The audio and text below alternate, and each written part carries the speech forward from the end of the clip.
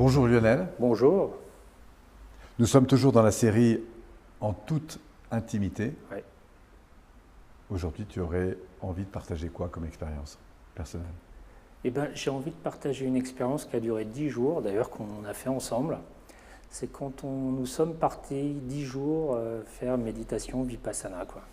Voilà, vers Auxerre, perdu au centre de la France, quoi. Alors qu'est-ce que c'est Vipassana?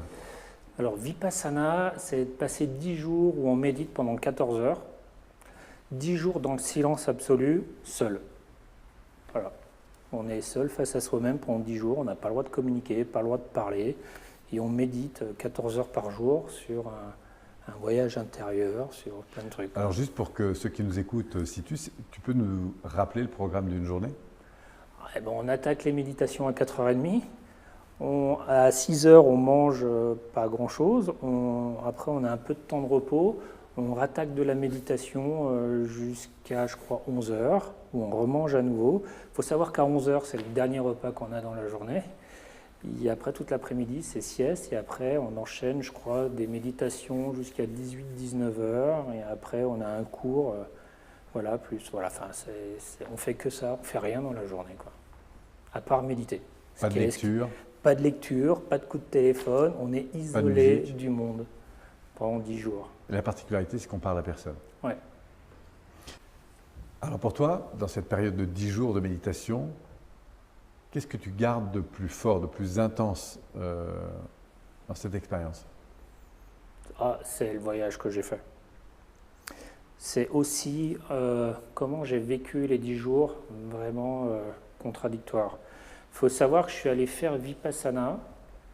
Bon, déjà, la période, c'était entre le 21 décembre et le 2 janvier. Donc, c'est-à-dire qu'on acceptait de passer Noël et le jour de l'an là-bas. Tu te souviens, quoi. Et en fait, je me suis retrouvé là-bas. La première chose que j'ai appris, c'est pour gagner un pari. Donc, je me retrouve 10 jours dans une contrainte absolue pour gagner un pari, quoi. Donc là, j'ai compris que quand on voulait faire des choses qui allaient être un peu contraignantes, il valait mieux savoir pourquoi on était là, quoi. D'avoir un peu de sens. Tu veux te dire, au-delà d'un pari, quel sens ça peut profondément avoir pour moi? Voilà, c'est-à-dire que quand on fait des choses sans sens, on va mal le vivre au départ. Donc il a fallu que je trouve un sens à faire ça sur place. Quelle était la contrainte la plus importante? Je crois que ça a été le premier jour.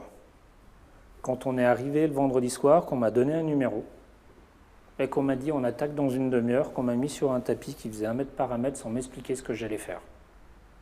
Ça a été le plus contraignant pour moi. C'est-à-dire de faire un truc et d'être vraiment en opposition d'entrée avec un non-sens absolu, quoi. Déjà le fait de savoir ce que je foutais là, et après qu'on ne m'explique pas ce que j'allais devoir faire et ce qu'on attendait de moi. Non-sens absolu. Après j'ai compris que c'était voulu. Mais justement, okay. Toi, qu'est-ce que ça t'a permis de transformer d'important et dont tu sens que ça a laissé une trace pour la suite? Les 10 jours? Oui, cette notion de te retrouver dans une posture de non-sens, ouais. À un niveau physique, à un niveau émotionnel, à un niveau énergétique, à un niveau… Eh ben, qu'il ne faut pas. Hein. Parce que là, mon corps a réagi, ma tronche a réagi, mes comportements ont réagi. Ça a été en 2 heures une ébullition complète. Hein. D'accord, donc là, tu as vécu beaucoup de contraintes? J'ai vécu beaucoup de contraintes, de rejet, j'ai failli partir, c'était insupportable. Et même justement, qu'est-ce qui a fait, qu'est-ce que tu gardes comme enseignement fondamental en fait d'avoir dû faire face à ces contraintes? Qu'est-ce que ça t'a permis d'apprendre? Quand à un moment donné on prend un peu de recul et qu'on essaye de comprendre les choses, de ce qu'on est en train de vivre et de ce qu'on peut en apprendre, et ben tout ça, ça s'apaise après. Et je crois que c'est la grande leçon que j'ai eue des 10 jours, hormis qu'à un moment donné ça a été de me recentrer sur moi, de découvrir l'équanimité, c'est que tout est là pour nous donner une information. Après on l'apprend ou on ne l'apprend pas. Moi au début j'ai rejeté l'information. J'ai même agressé l'information parce que j'ai été plutôt même un peu excessif dans mes comportements, jusqu'à un moment donné où ça s'est transformé, où je l'ai transformé et après ça a roulé, quoi. Quand tu parles d'équanimité, tu parles d'équilibre en fait. Hein, ouais, c'est que tout n'est qu'information, quoi. Que ça soit ni intérieur, bien, ni mal, extérieur. les choses Il n'y a pas de jugement à avoir, ça veut dire quelque chose à chaque fois. Et après c'est tout voué à venir et repartir, il faut juste savoir dans l'instant ce qu'on est en train d'en faire, quoi.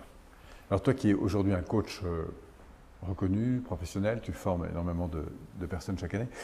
De cette expérience-là, plus particulièrement, quelle est la posture du coup que ça t'éveille à enseigner pour un coach?